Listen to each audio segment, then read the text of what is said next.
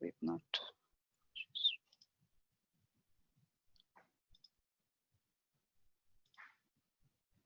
Okay, so let me just get started. Let me share my screen.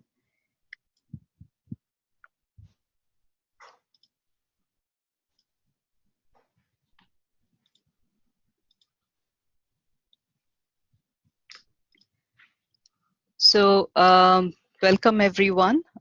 We are here today to talk about women's health and how it's affecting, or how people with women with chronic conditions are being affected during COVID, and even otherwise, what they need to do to maintain to stay healthy. We have with us Dr. Raka Kaushal, and who's a director of nephrology and renal transplant at Ivy Hospital, Mohali and Khanna. And since we've already spent a fair amount of time getting our technical stuff sorted, I will just go quickly into the questions, but quick guidelines. This is not replacing your personal consultations. This session is being recorded, and if you're logged into Zoom, please post your questions on the Q&A. If you have an experience, you can always write into us at editor@patientsengage.com. And we are partnering with the Kidney Warriors Foundation for this. You can follow us on our website, as well as if you want to see the recordings of our webinars, you can see them on our YouTube channel. So let me stop the share and get going with the questions. And for everyone who's here, thank you for joining, and please do post your questions on the Q&A. So let me get started, Doctor. Are women with CKD likely to have more complications during pregnancy? Yeah. So females, whether they have chronic kidney disease or transplant, both are more likely to have complications during pregnancy. One thing is that the fertility decreases significantly on dialysis. It improves after transplantation, but on dialysis, the fertility levels are definitely low. And even when they have chronic kidney disease, per se, even when they are not on dialysis, pre-dialysis stage also, the fertility levels are much lower than a normal female who does not have chronic kidney disease. Most of the females who have chronic kidney disease will have associated comorbidities in the form of diabetes, blood pressure, anemia.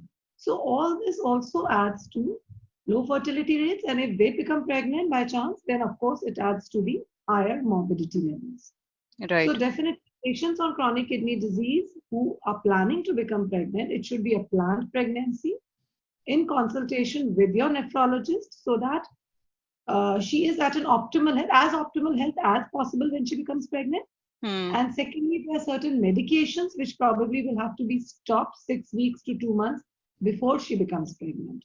So it should ideally be a planned pregnancy. Okay, thank you. And I'll keep taking questions as they come. As you said that even transplant patients are at higher risk. So at what stage should they be discussing with, do they need to discuss with their gynae? Do they need to discuss with their nephrologist? So primarily the discussion should be with the nephrologist. And there are certain set criteria, things like I'll mention 2-3 of them, that the duration from transplant should be at least 2 years.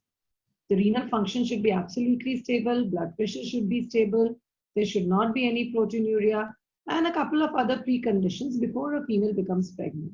So these 3-4 definitely should be met, not 2 years before successful transplant, with a good renal function, no blood pressure, controlled blood pressure on 1 or 2 drugs, and no proteinuria. And when a female plans to start her family, she should go to a nephrologist, tell her that that is how she wants it to be. So the nephrologist can see that she fits into all these parameters. And of course, like I said, certain drugs would have to be stopped, say 6 weeks to 8 weeks before she plans to become pregnant. Right. Okay, a couple more questions on transplant. Post-transplant 7 years, nowadays my blood pressure remains low, goes down to 110/70. stopped all the antihypertensive medications. Dryness of mouth is there. The urine output in the morning is very less, and at night the urine output increases. So the important thing is that any variation in blood pressure after transplant, like she said, 7 years after transplant, the BP medicines have stopped completely. It would need a lot of evaluation in terms of a blood parameter. Certain hormones will have to be measured. We have to rule out adrenal insufficiency. So for all this, she needs to go to her nephrologist. This is something which I cannot suggest over here. But yes, any change in these kind of parameters warrants a visit to a nephrologist and a screen of investigations which would need to be done. Right, right. I am on dialysis. My hair is falling. Is it due to hormones? Yeah, so most of the patients, not necessarily because of hormones, but most of the patients, a lot of patients on dialysis because of high blood urea and creatinine levels will have hair falls. But they can go to a dermatologist, and there are certain creams available which can help because we cannot give them too many oral drugs. But certain local applications can be done. So I would say, and of course, we can suggest, we can also test certain vitamin levels, etc., which can contribute to the hair fall. So I think a visit to a dermatologist would be really helpful. Right, right.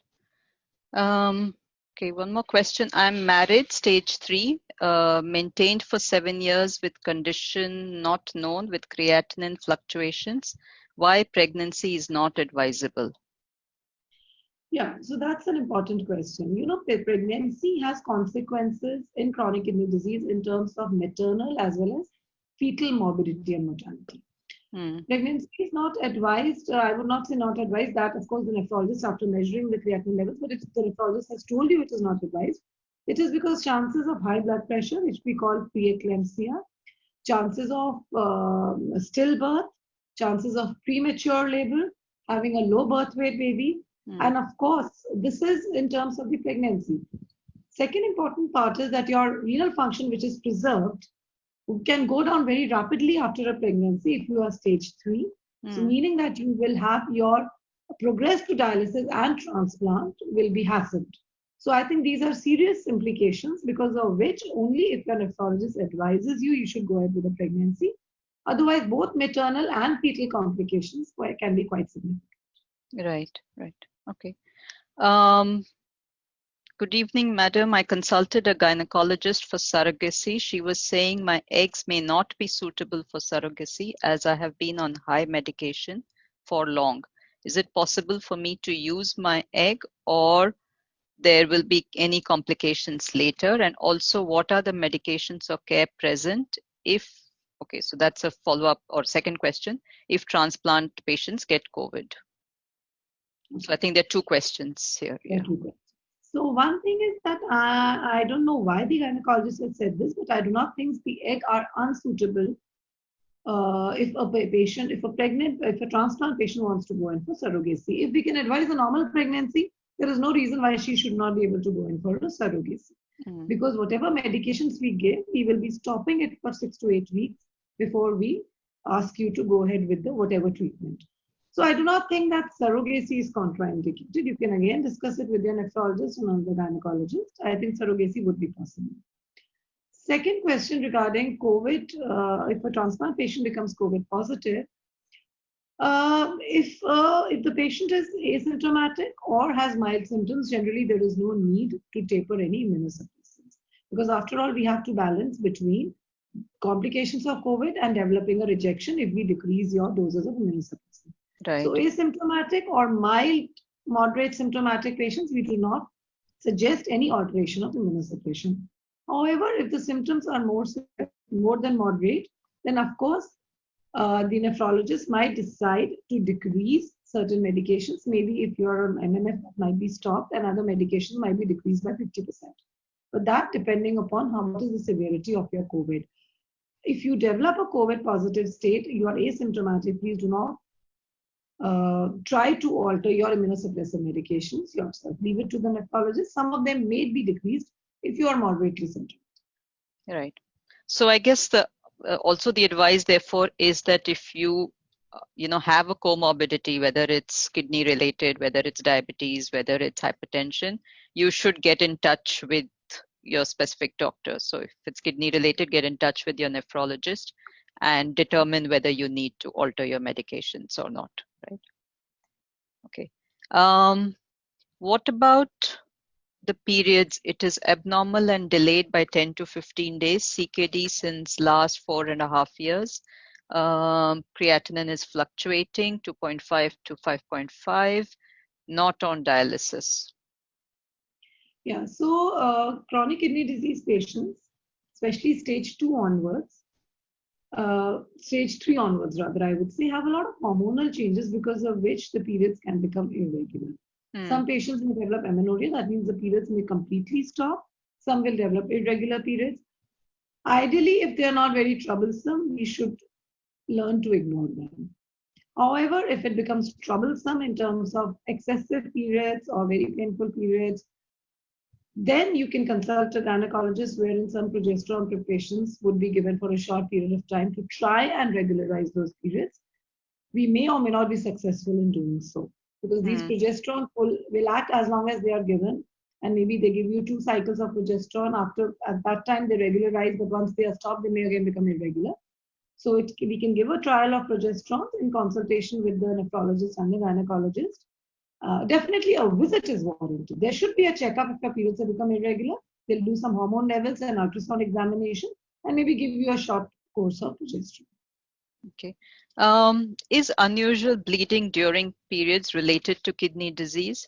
In my case, I used to bleed profusely. Even, I guess, progesterone, gynae medicines couldn't help much. After a few months, I was diagnosed with kidney failure. Yeah, definitely. Kidney failure does cause a lot of hormonal changes, like I said, and irregular periods, excessive periods, or sometimes complete absence of periods can be manifestations of chronic kidney disease. Definitely. Because bleeding tendencies are also increased in kidney disease.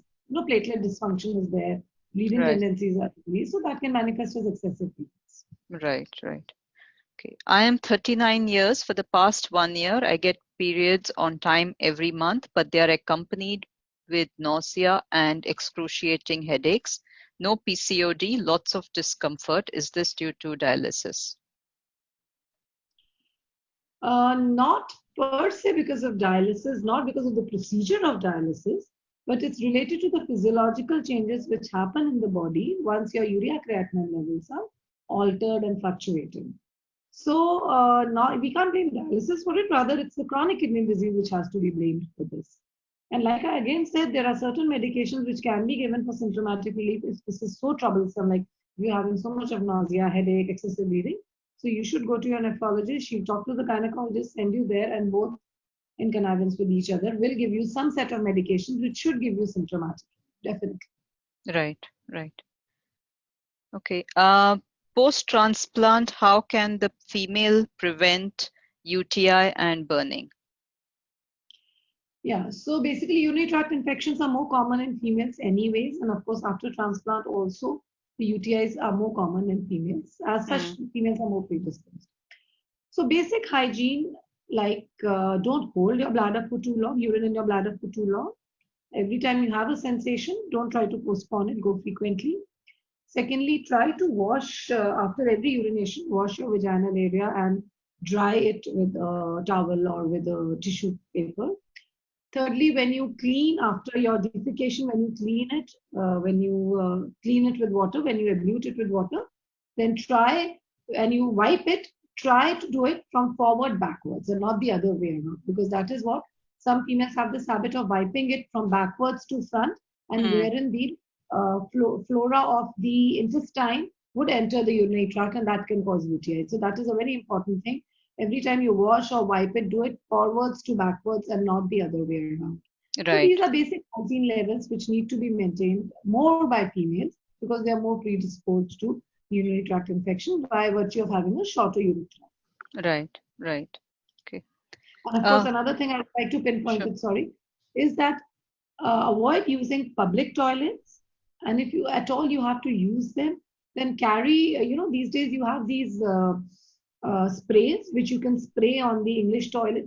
It's better to use Indian ones when you are traveling if you have them around because you're not in contact with a surface. And if at all you have to sit on a Western style, then try to spray something or put a tissue paper before you sit on it, because that is where public toilets are a major source of UTIs and females. Right. Okay, here's a question that she wants answered in Hindi. I got transplant before 3 years. I am facing gas problem, fissure problem from last 10 days. तो ये transplant के बाद कुछ medications के कारण कभी कभी मतलब मुझे लगता है कि आपको शायद कॉन्स्टिपेशन है. फिशर जनरली कॉन्स्टिपेशन से ही होता है. जब आपके स्टूल्स हार्ड होते हैं तो पास करते वक्त वो वहां पे घाव कर देते हैं, जिसको हम फिशर कहते हैं. और कॉन्स्टिपेशन के कारण ही कब्जी जिसको कहते हैं, उसके कारण ही गैस भी हो सकती है. तो सबसे पहले तो आप देख लीजिए कि अगर आपको कब्जी है तो आप इसबगोल या कोई भी ऐसी फाइबर वाली चीजें लीजिए, सैलड्स लीजिए, फाइबर लीजिए, इसबगोल वगैरह लीजिए, जिसके कारण आपको अगर कॉन्स्टिपेशन है, कब्जी है, तो वो आपको ना रहे. गैस के लिए आप अपने नेफ्रोलॉजिस्ट से बात करके कुछ मेडिसिन ले सकते हैं जिससे आपका गैस का ट्रीटमेंट हो जाए. और अगर कॉन्स्टिपेशन ठीक होने के बाद भी फिशर की प्रॉब्लम रहती है और आपको दर्द रहता है, तो आप किसी सर्जन को दिखा लीजिए. वो लोकल ट्यूब एप्लीकेशन या 6 बार कुछ एडवाइस कर देंगे जिससे फिशर ठीक हो जाएगा. पर सबसे पहले आप अपने कॉन्स्टिपेशन को ठीक करें फाइबर लेकर. Right. Okay. They've also asked the same UTI and burning question to be answered in Hindi again. So if you can do that. तो अगर जो फीमेल्स होती हैं उनको ट्रांसप्लांट के बाद यूरिन इन्फेक्शन होने का मेल्स के मुकाबले ज्यादा चांस होता है. इसके लिए हमें अपना बेसिक हाइजीन जो होता है, सफाई, वो मेंटेन करना बहुत जरूरी है. आप एक तो अगर आपको यूरिन आ रहा है तो ज्यादा देर तक उसको होल्ड नहीं करना है. कोशिश करिए कि जितनी जल्दी हो सके हम उसे पास करें. ज्यादा देर वो ब्लैडर में रहेगा तो इन्फेक्शन होने का चांस होता है. सेकेंडली, जब हम स्टूल पास करके अपने आप को वॉश करते हैं या वाइप करते हैं किसी टॉवल से या टिश्यू पेपर से, तो उसको हम आगे से पीछे की तरफ हमें करना चाहिए. अगर हम पीछे से आगे की तरफ करेंगे तो जो हमारे स्टूल्स के बैक्टीरिया है वो हमारे यूरिनरी ट्रैक्ट में जाने का चांस होता है. थर्डली, पब्लिक टॉयलेट्स जो है, मॉल में जाते हैं या कहीं घूमने जाते हैं, पहले तो उसको यूज करना अवॉइड करना चाहिए. अगर यूज करना जरूरी है तो अगर इंडियन टॉयलेट अवेलेबल है जिसमें बिना कॉन्टैक्ट के आप बैठ के कर सकते हो तो वो बेटर है. नहीं तो आप कोशिश करिए कि कोई स्प्रे वगैरह एंटीसेप्टिक आजकल आते हैं जो स्प्रे करके तब आप टॉयलेट सीट पे बैठिए या उसके ऊपर कोई टिश्यू पेपर रख के बैठिए, जिससे आपका डायरेक्ट कॉन्टैक्ट सीट के साथ कम से कम हो, जिससे इन्फेक्शन का चांस कम हो. तो बेसिक हाइजीन जो होती है, क्लेनलीनेस की जो चीजें होती हैं, वो अगर हम मेंटेन करेंगे तो यूरिन इन्फेक्शन के चांसेस कम. जी, thank you. The month I was diagnosed with CKD, that was my last period for that year.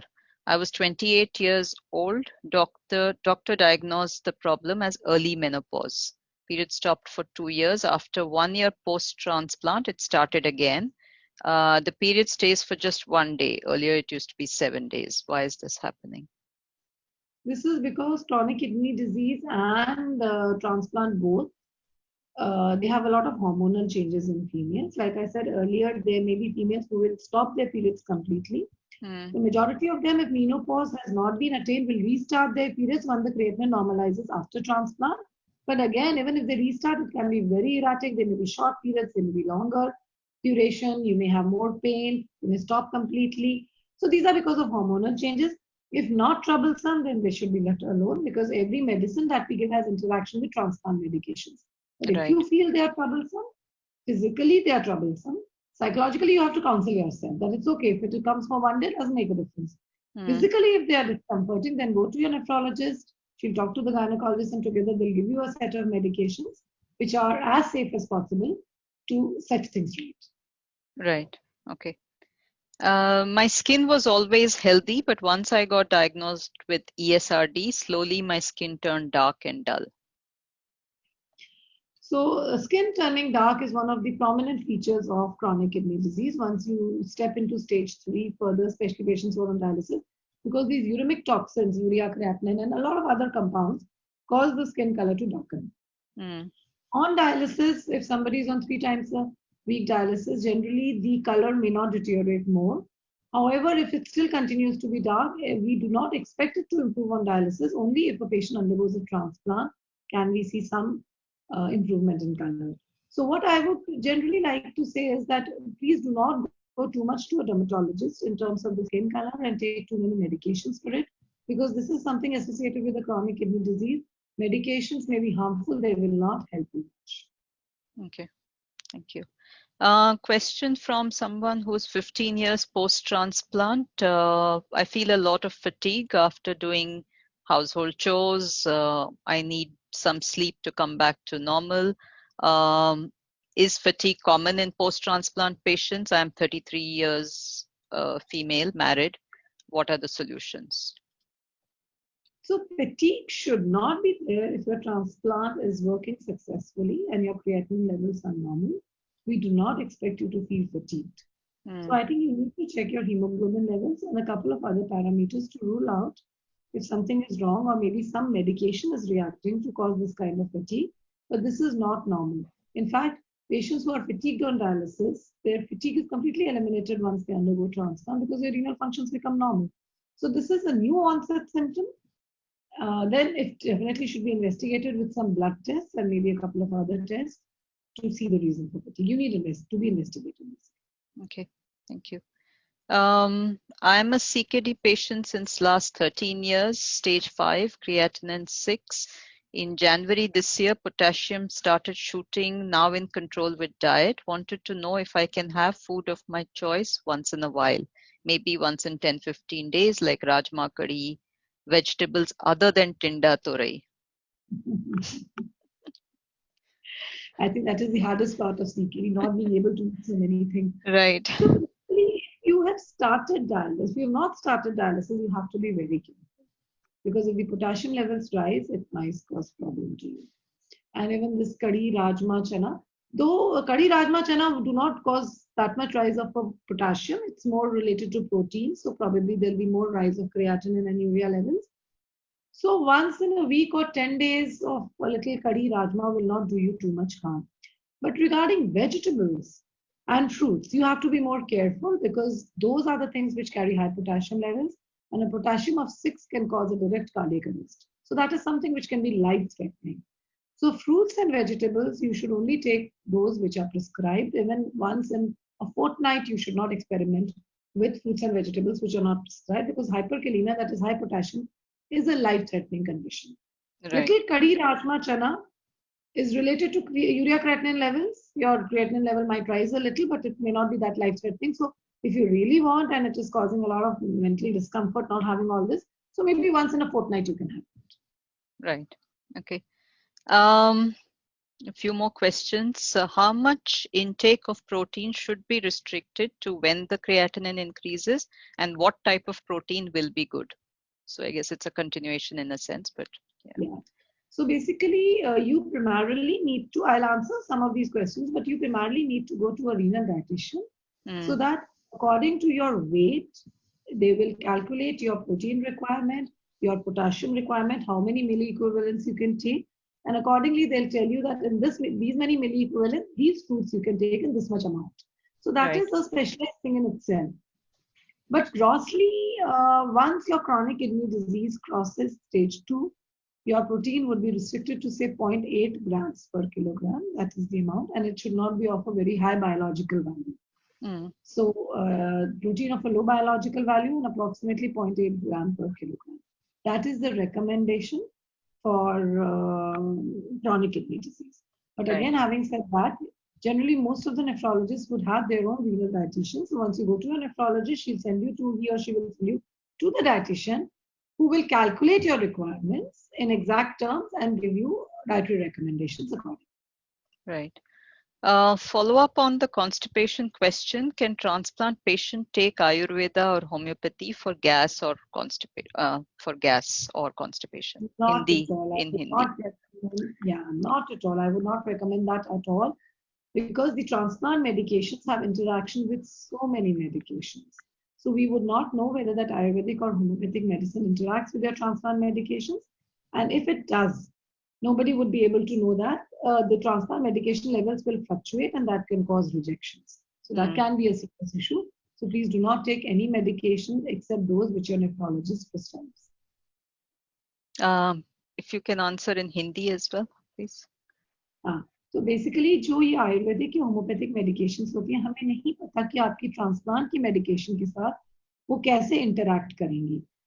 अगर वो इंटरैक्ट इस तरह से करें कि ट्रांसप्लांट मेडिकेशन का लेवल हाई हो जाए या लो हो जाए, तो आपकी ट्रांसप्लांट रिजेक्ट भी हो सकता है। इसलिए कोई भी मेडिकेशन अपने नेफ्रोलॉजिस्ट से बिना पूछे मत लीजिए, क्योंकि रिजेक्शन वगैरह हो सकता है जो सीरियस इशू हो सकता Okay. Um, I had fever which went up to 105, treated with Augmentin 625 with PCM for 10 days since 28th May to 10th June. Now creatinine shoot up to 6.0. Earlier it was stable 3.5 for 1 year and urea is 84. Other all parameters are normal. Can it be reduced again and what precautions are needed? Yeah, so looks like, any infection in the body can cause the creatinine, which is already high, to rise further. There is always a chance that once your fever settles, the creatinine may, it's not confirmed that it will, but it may come back. It may go down, or it may come back to its original level, which is around 3, or it may come down and settle at maybe 4 at a slightly higher level, because some amount of damage may have, which may have occurred, may be permanent. But whatever recovery, if it has to occur, will occur in the next 6 weeks or so, 6 to 8 weeks. If that creatinine does not recover in 8 weeks' time, then chances of the creatinine recovering or the kidney recovering are less. So definitely, the answer to your question is there is a chance that the creatinine might settle. You just have to wait and watch. Right, right. Okay, one other problem at the time of dialysis, my period stopped, but after transplant, it is again started. But sometime it's heavy bleeding, and after treatment, it completely stopped. What is the reason? Yeah, like I said, it's because of the hormonal levels, imbalance in hormonal levels. Right. So generally, the doctors will give you, gynecologists will give you some low levels of progesterone, which will try to reset your hormonal rhythm. If it is successful in resetting your hormonal rhythm, then after 1 or 2 courses of medications, your cycles will start as normal. But whether that can be permanently reset or not is not confirmed. So it can be given a try. But basically because of hormonal imbalance, initially because of chronic kidney disease and subsequently because of the medications. Right. One more question, how to manage endometriosis without the medicine since we're already taking Visolon? So endometriosis cannot be managed without medications. The only other option is to undergo a surgery. So either you take medicine so that whatever endometrial deposits are there with hormones, they are made to shrink. And otherwise you have to undergo the surgery. There is no third way of managing endometriosis. Right. So post-transplant patients, it's diet question, so I think we probably won't get too much into it, but she's diabetic as well. How should I maintain my diet? Yeah, so you again, like I said, you need to go to a qualified dietitian, get a proper diet chart where she'll calculate. What happens is why the visit to a dietitian is important. One is a general diet chart which you get. The other is when you sit with the dietitian, you tell her that I'm fond of these things. Can I have a little portion of this? Or maybe you trade one thing for the other. So because everybody has food preferences, you see something and you feel that this is a standard diet chart. You may not like half the things of that diet chart. So that is why I keep reiterating that go to a dietitian, sit with her and discuss what is allowed, what are your likes and dislikes. So you reach a balance wherein what is allowed and what you like is, some balance is reached there. Right. So I think going to a proper qualified dietitian, renal dietitian is right. Okay. What kind of oral contraceptives are safe to use for persons? This is in dialysis or transplant or whatever? Yeah, I guess maybe for both. Oral contraceptives, if you are on dialysis, then of course I think majority can be used. But again, like I said, don't take over the counter. Anything related to chronic kidney disease and transplant, nothing can be taken over the counter. So don't go to a chemist and take any oral contraceptive pill. If you have to take it, go to your nephrologist. She, in coordination with the gynecologist, will tell you which oral contraceptive pills are safe to use. After transplant, you have to be doubly careful because most of these pills are hormones and can cause rejection of the transplant kidneys. So whether they want to put you on oral contraceptive pills, they want to give you an alternative method of contraception, this you have to discuss with your nephrologist. Generally, oral contraceptive pills would be avoided after transplant and other methods of contraception would be advised. Okay. Okay, this also in Hindi. This one, the The contraceptive one part. contraceptive, yeah. तो basically अगर आपकी kidney खराब है, specially अगर आपका transplant हुआ है, तो अगर किडनी खराब है, आप डायलिसिस पे हैं या अभी डायलिसिस स्टार्ट नहीं हुआ है, तो ओरल कॉन्ट्रासेप्टिव पिल्स आप ले सकते हो, लेकिन ओवर द काउंटर केमिस्ट से जाके या किसी शॉप से मत लीजिए। नेफ्रोलॉजिस्ट और गायनेकोलॉजिस्ट की कोऑर्डिनेशन में ही लीजिए। ट्रांसप्लांट के बाद तो डेफिनेटली कोई भी एक्सपेरिमेंट करना नहीं बनता, बिकॉज रिजेक्शन के चांसेस हैं, हॉर्मोन्स हैं, वो आपकी ट्रांसप्लांट मेडिकेशन के साथ इंटरैक्ट करेंगी। और हो सकता है कि आपकी नेफ्रोलॉजिस्ट आपको ओरल कॉन्ट्रासेप्टिव पिल देना ही ना चाहे और कोई और तरीका बताएं, बच्चा जिससे आपका बच्चा ना हो, और कॉन्ट्रासेप्शन के तरीके आपको बताएं। तो आप जरूर अपने नेफ्रोलॉजिस्ट और गायनेकोलॉजिस्ट से मिलकर ये डिसीजन लीजिए। कुछ ड्रग्स दी जा सकती हैं if you are very insistent, but then they have to weigh the risk benefit ratio. To couple of questions on menopause. Are the symptoms of menopause worse for people with chronic kidney diseases? And second, menopause has its own complications of osteoporosis and cardiovascular complications typically. So how do chronic kidney disease patients get affected? Yeah, so menopausal symptoms may be more severe in chronic kidney disease because anyways, there are two things to it. One is the symptoms like, hot flushes, nausea, vomiting, palpitations. These symptoms anyways are pre-existent in a chronic kidney disease patient. So once menopause occurs, they add on to it. The second important thing is that the comorbidities in terms of treatment, if you want to treat these post-menopausal symptoms, comorbidities like blood pressure, diabetes, other hormonal changes are more in patients of chronic kidney disease. So even treatment may be a difficult option. So symptoms are more severe, definitely. Treatment is more difficult, definitely. So I always suggest that you have to rely more on alternative therapies in terms of yoga, exercise, healthy eating, avoiding sugary and fried foods. These things, even for a normal person and person on CKD, help more. Rely less on medication and more on lifestyle changes for these perimenopausal symptoms. Right. और ये आप हिंदी में भी बता दीजिए please. ये जो menopause के सिम्टम्स होते हैं, ये डेफिनेटली किडनी पेशेंट्स को ज्यादा होते हैं, क्योंकि उनको ब्लड प्रेशर, डायबिटीज, ये सारी चीजें ज्यादा होती हैं, तो इनका ट्रीटमेंट करना भी मुश्किल हो जाता है सिम्टम्स का, क्योंकि ये जो मेडिकेशन देते हैं इन मेनोपॉजल सिम्टम्स के लिए, वो ब्लड प्रेशर, डायबिटीज के पेशेंट में वैसे भी कॉन्ट्राइंडिकेटेड होती है, मतलब नहीं देनी होती। दूसरी चीज है, जो ये मेनोपॉज के सिम्टम्स होते हैं, भूख नहीं लगना, नॉजिया लगना, सारा दिन की वॉमिटिंग सेंसेशन है, सडनली पूरी बॉडी में हॉट फ्लशेस होके पसीना आ जाना, दिल की धड़कन तेज होना, ये सारे सिम्टम्स तो किडनी पेशेंट्स को वैसे भी थोड़े बहुत किसी ना किसी अमाउंट में रहते हैं। तो जब मेनोपॉज होता है तो और सिवियर हो जाते हैं। इसलिए मैं ये सोचती हूँ कि दवाइयों का सहारा हमें कम लेना चाहिए, बिकॉज दवाइयाँ किडनी पेशेंट्स वैसे भी टॉलरेट नहीं कर पाते ज्यादा। लाइफस्टाइल चेंज, जिसमें आप अपने आप को योगा करिए जितना कर सकते हैं, वॉक करिए, जितनी एक्सरसाइज कर सकते हैं करिए। उसके अलावा आप ये फ्राइड चीजें नहीं खाइए, मीठी चीजें मत खाइए ज्यादा, और थोड़ी मेडिटेशन करिए। वैसे भी जिनको किडनी की प्रॉब्लम है, ये उनको भी इन चीजों से ज्यादा सहारा मिलता है ज्यादा दिन दवाइयों से। दवाइयों के तो साइड इफेक्ट्स ही काफी होते हैं। तो आप ये सारी चीजें करके ही कोशिश करिए कि मैं अपने सिम्टम्स को कंट्रोल करूं। राइट। और जो ऑस्टियोपोरोसिस की प्रॉब्लम होती है वो ज्यादा होती है सीकेडी पेशेंट्स को, बिकॉज सीकेडी पेशेंट्स के बोन्स वैसे भी बहुत वीक होते हैं, कैल्शियम मेटाबॉलिज्म का इम्बैलेंस काफी होता है, तो बोन्स काफी वीक होते हैं। और क्योंकि मेनोपॉज में भी फीमेल्स के बोन्स वीक हो जाते हैं, तो वो एड ऑन हो जाते हैं, तो फ्रैक्चर्स के चांसेस डबल हो जाते हैं, मोर देन डबल। इसलिए हमें जरूरत है कि हम जब अपने नेफ्रोलॉजिस्ट के पास जाते हैं, रेगुलरली टेस्ट करा के कैल्शियम, फास्फोरस, पीटीएच, ये सब एवरी 2 to 3 मंथली चेक करवा के जितना मेंटेन कर सकते हैं हम इन लेवल्स को मेंटेन करें, जिससे ऑस्टियोपोरोसिस हमारा जितना कंट्रोल हो सकता है कंट्रोल कर पाए। लेकिन डेफिनेटली ऑस्टियोपोरोसिस ज्यादा होने के चांस हैं। Okay. Question: Is cycling safe for post-transplant patients? Does it harm the graft kidney?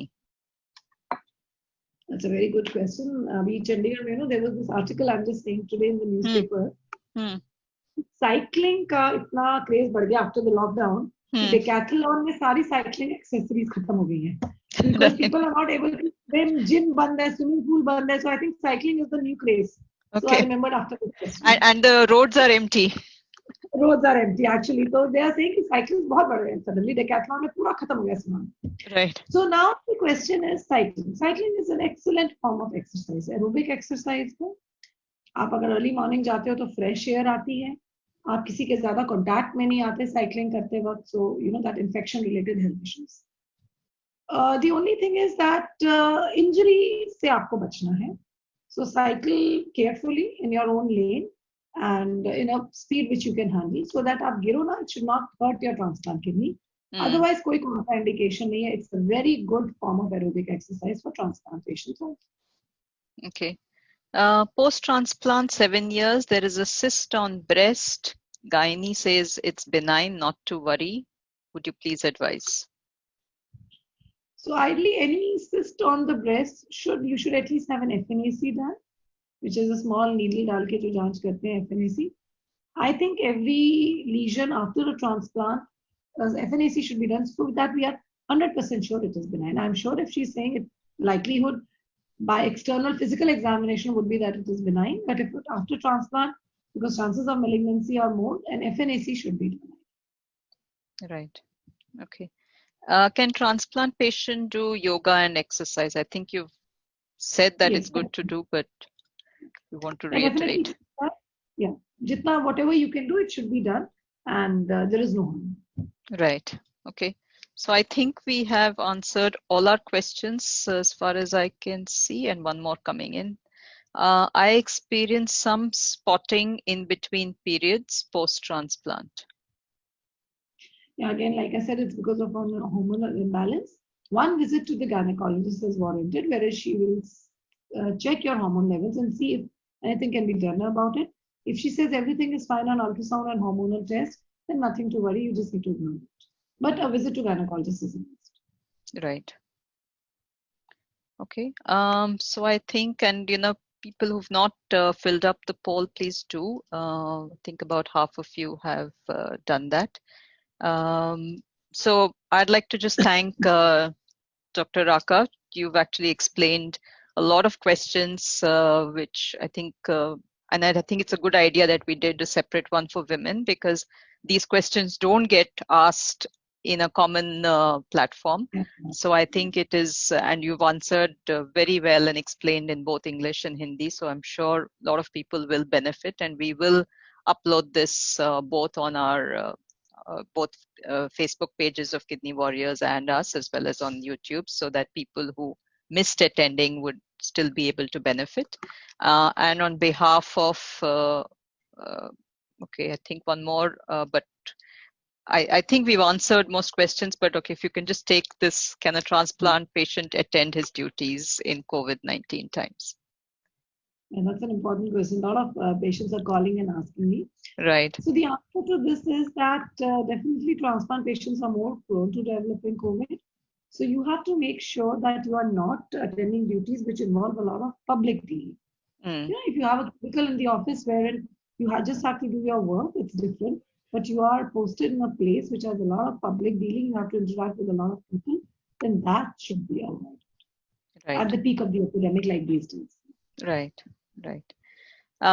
So yes, on behalf of Kidney Warriors Foundation and Patients Engage, I'd like to thank Biocon as well as you, Dr.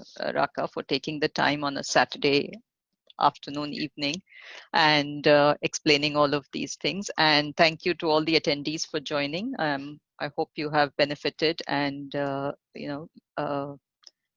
I'm sure we will continue to do more of these sessions. So if you have any suggestions, as always, write into us or write into Kidney Warriors, and we will try and arrange that. So yes, thank you. Thank you so much, Dr. Raka.